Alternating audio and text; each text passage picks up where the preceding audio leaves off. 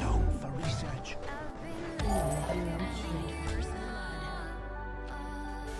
Hello everyone, I am Left, and welcome to what's going to be a guide video today for what I think are the two most difficult and complicated roamers in Captains in the entire game of Vainglory, and that is going to be Flicker and Lyra. So, today's video was originally in my mind going to be an advanced Lyra guide, but then somebody banned Lyra in my ranked match, and I'm too lazy to play more than 2 ranked matches, so I picked Flicker and was like, screw it, let's make Flicker and Lyra at the same time, because they're both pretty complicated heroes to be protectors. So, Flicker and Lyra are 2 very different heroes, but they kind of share the same characteristics when it comes to the roam category. They're not really direct protectors. Arden can directly give his allies the Vanguard. Lance can root enemies to keep them away from his team. Flicker and Lyra don't really do that kind of direct protection. Lyra has her heal, but she doesn't really have to do anything to give out that heal other than tap Imperial Sigil. Flicker can slow enemies and he can root enemies if he hits his Blinding Light A on them, but Blinding Light, I'll be honest, I suck at hitting Flicker's A. So there's going to be gameplay from 2 of my ranked matches today, as well as the Challenger battles. Namely, Liberation X played this Flicker very well. E36 is an incredible roamer. So yeah, that's basically what this video is going to be about today. Some advanced tips when it comes to playing Flicker and Lyra. Hopefully can help you move up the solo queue ladder like I have. Glad to say that I am right back into Vainglorious after decaying down to Pinnacle of Awesome Gold while I was on spring break. So I'm very glad to tell you that. Back in Vainglorious, hope to stay there forever and ever and ever until they reset. So without further ado, let's get right into the guide portion of the video.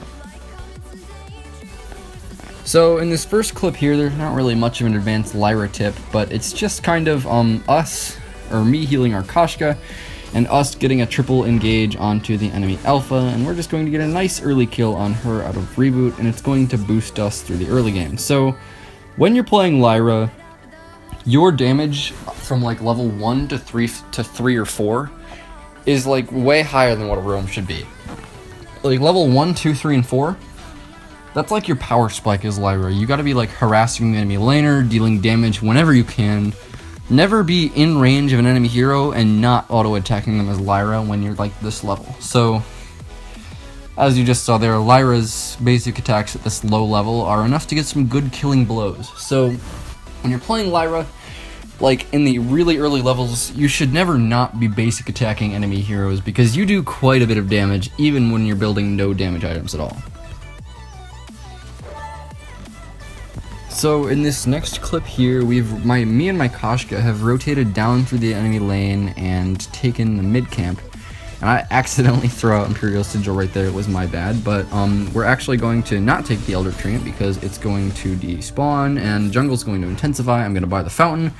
We're going to get jumped, but you're going to see I'm going to place Bright Bulwark right here, and this is going to be what saves the team from the jaws of the Alpha.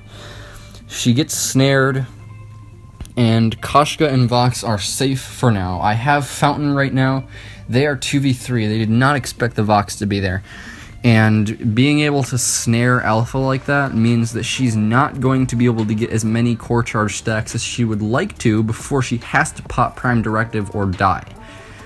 So what you're going to see here is she's going to panic and have to pop Prime Directive earlier than she would like to because she couldn't use core charge while she was snared, and she's not going to be able to get a killing blow onto Vox, which she probably would have been able to otherwise. So that's just the power of Bright Bulwark when you're dealing with heroes that rely on dashes.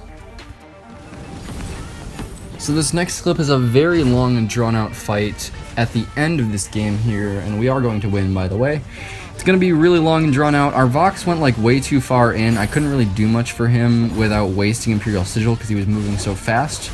So I don't know if that's my mistake or his right there, but the fight is just going on and on and on. You're going to see I'm going to place Imperial Sigil right there as Koshka uses Pouncy Fun on Lance. Now the point I want to make here is put Imperial Sigil where your teammates are going to be, not where they are. It's a lot like the tip says when you're trying to place Ion Cannon playing Baron. Put it where they're going to be, not when they are. Imperial Sigil gets the most value when you're healing your teammates and they're doing damage to the enemies while they are being healed. Now, of course, it's okay to be like regrouping and then it's okay to regroup and use Imperial Sigil, but you want to be getting the most value out of it by healing and then using Imperial Sigil while they're damaging the enemies. So Alpha misses Prime Directive, and I'm going to snare her again. So this fight has gone on so long that Bright Bulwark is off cooldown again, and this snare right here means pretty much death for Alpha. I'm going to have another Imperial Sigil here pretty quick. If I had not snared her right here, she probably would have gotten enough core charge stacks to get a big Prime Directive off onto Koshka, and that would have spelled death for her. I subsequently would have probably died, or maybe escaped to my turret with the speed boost of Imperial Sigil, but that is not going to happen because Koshka is going to kill Alpha here. So I didn't actually give myself enough time to make the point I wanted to in the last clip, so I'm going to say that again right now. When you're placing Imperial Sigil, you want to ideally get it into a position where your teammate is being healed and doing damage to the enemy at the same time. It's kind of a double value right there. Like, say it's a melee target, you can put it on the enemies, on your teammates, and your teammate is doing damage and being healed at the same time, and it's doing damage to the enemies. It's just like layers upon layers upon layers of value. So place Imperial Sigil on the part where it's going to get layers and layers and layers of value. So we're going to get the kill here. Game is going to end. We're going to run all the way down, and yeah, clip right there. We're going to move into a different game now, and we're going to be looking at some more Lyra play, or is it Flicker play? I don't even remember. So let's move on to the next clip. So this next clip is from Liberation X versus Echo Fox in the Challenger battles, and what we're going to see is some really good Lyra play from Pawn the Original. So Status has taken a ton of damage, yet he is still going to be jumping straight into the middle of Echo Fox. Now, what you probably can't see right now is just take a look at Pawn the Original skill bar in the bottom left. You can see he can't use any of his skills right there, which means that he's in the middle of casting Imperial Sigil. Now, I'll give you guys one guess as to where that Imperial Sigil is going. It's going right onto where Status Baked is jumping. So, contrary to popular belief, Imperial Sigil isn't all about healing. So, Pawn the Original is building Crystal Power Lyra right now, which means his basic attacks and healing, his basic attacks are stronger and his healing is weaker. But what is retained in the Crystal Power Lyra build is the speed boost of Imperial Sigil. E36 is going to pop his fountain, and that's going to be enough healing for Status Baked because he has a Serpent's Mask. So as it unfreezes here, we're going to see Status get the speed boost of the Imperial Sigil, and this allows him to absolutely decimate Mixi. Due to the speed boost of the Imperial Sigil. One of Rona's biggest problems when she's using Red Mist is her reduced speed. The Imperial Sigil speed boost right there got rid of all of that. On top of that, Call to Make used his fountain way late and was not able to save Mixi because of the insane burst of damage from the Imperial Sigil, a basic attack from Pawn the Original, and Red Mist coming out from Status. It is a clean kill for Liberation X, and they are actually, I don't remember what happens after this clip unfreezes, but I think they're going to clean up. They do win this game, by the way. All on the back of the great Lyra play from Pawn the Original, stellar Flicker play from E36, and a good Rona from Status. So let's see what happens as it unfreezes here. Expect nothing but carnage from Liberation X. I don't know if they're actually going to kill. I think they do actually kill Cull in the end, but I'll just let you guys watch that, signing off until the next clip.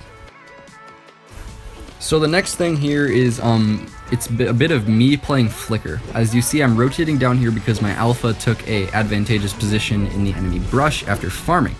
So, this is like right after the clip from the exact beginning of the video where I killed Kestrel. And now Lance has engaged, well, Rhyme has run away, and you can see this enemy team isn't communicating very well because Lance has no boots and no movement abilities, no combat role for Lance right now, and we're just going to be able to pretty much just easily kill Lance here, and Rhyme is going to escape on low health into his jungle. So being aggressive really pays off with Flicker in the early game, especially if you have a jungler that is coordinating with you and invading the enemy jungle. Just like this Alpha here, who was very good and very instrumental in us controlling the pace of the match early. So we're going to unpause it here as we're just kind of killing Lance here. He's eventually going to go down. And what you are going to see is we're going to take him out, and I am going to signal that we should probably go into their jungle, because I know that Rhyme was on low health, and he is actually going to be I don't know, he's somewhere around here. Yeah, he's right there, and he's going to be going and trying to farm up his jungle.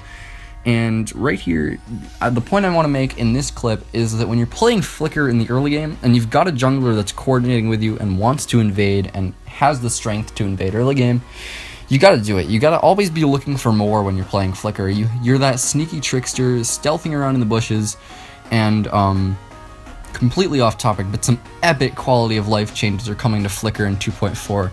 So look forward to that, but I'm just kind of sitting stealth in this bush here. There's no way Rhyme's ever going to know that I'm here, and I'm also giving Alpha vision onto Rhyme, showing her, hey, all of the backs are up, Rhyme is here, prime directive that camp, and let's start stealing. So, well, that's exactly what we're going to do here, as I'm going to catch Rhyme in my fairy dust, and we're just going to make his day horrible.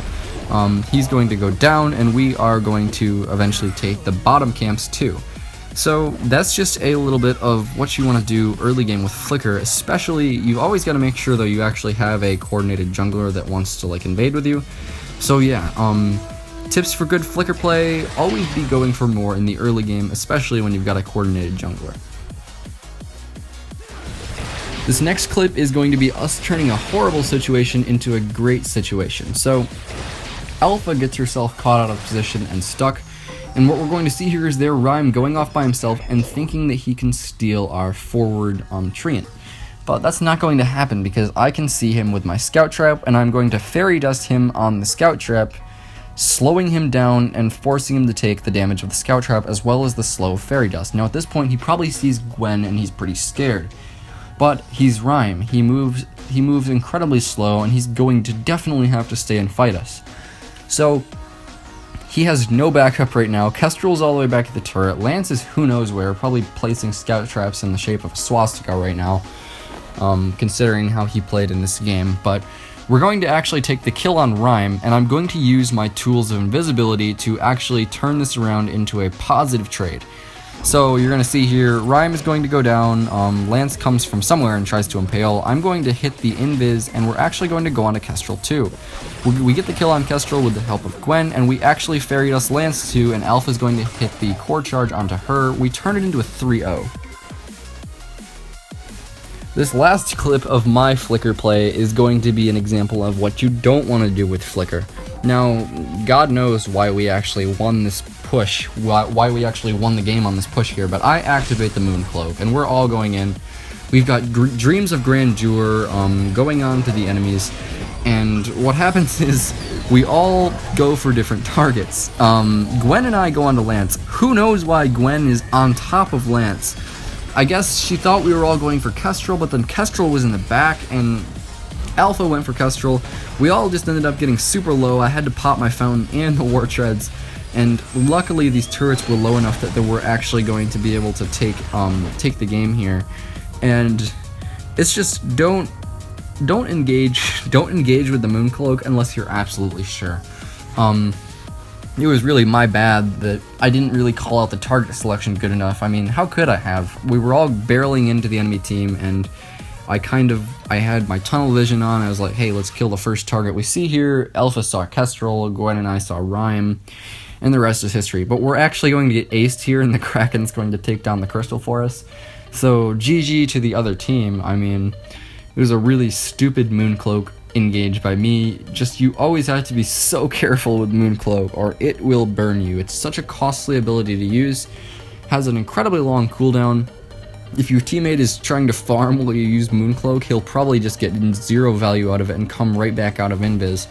So yeah, that's gonna be actually it for the gameplay portion of this video, you guys. I hope you learned something useful. We're going to go into a little bit of a review period here as it unpauses, and I'll show you the end of this game. So see you in the next part.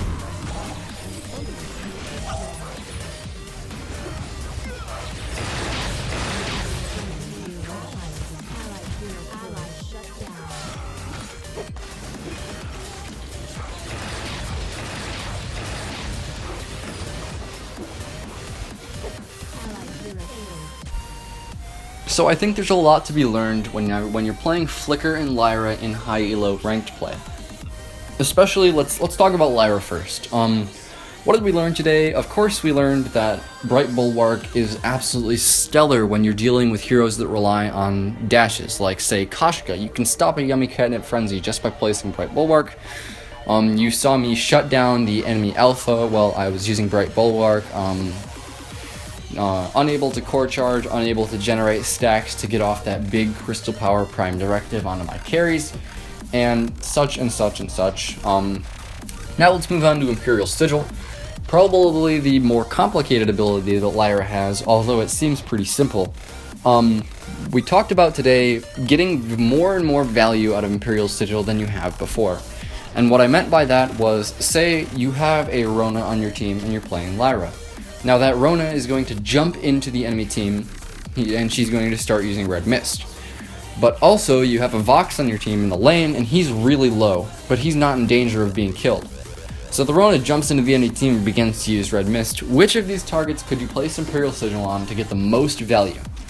Obviously, it's the Rona, because I said earlier in the video, you want to place Imperial Sigil in a place where your teammates are being healed and damaging enemies at the same time. So, I mean, if you have no teammates that are damaging enemy heroes, just use it however you want. But it's always best to put Imperial Sigil where there's actually a fight happening, rather than putting it back and letting your team, rather than putting it back for a half health carry while your jungler jumps in without your help. So you always got to be putting Imperial Sigil in the place where it's going to get the most value. So now that we've talked about and reviewed Lyra, let's review what we learned about Flicker. Flicker is the quick and sneaky trickster of the roam lineup. Personally, I love playing him, and I hate playing against him. I guess that's probably just what makes a good hero in Vainglory. So, Flicker, what did we learn about him? You want to use your stealth to get as much as you can done early game. Like you saw at the exact beginning of this video, we killed the Kestrel at level 1, and were able to jump out to an early lead in the early game. Well, that was redundant. And we were able to rotate down, take out the Rhyme, or at least put him down to low health, and then kill the Lance when the Lance tried to help him. From there, we snowballed into the enemy jungle, and we were able to kill the Rhyme when he tried to come back to his farm, steal all of his back camps, and then evade the Lance and port back, taking our backs.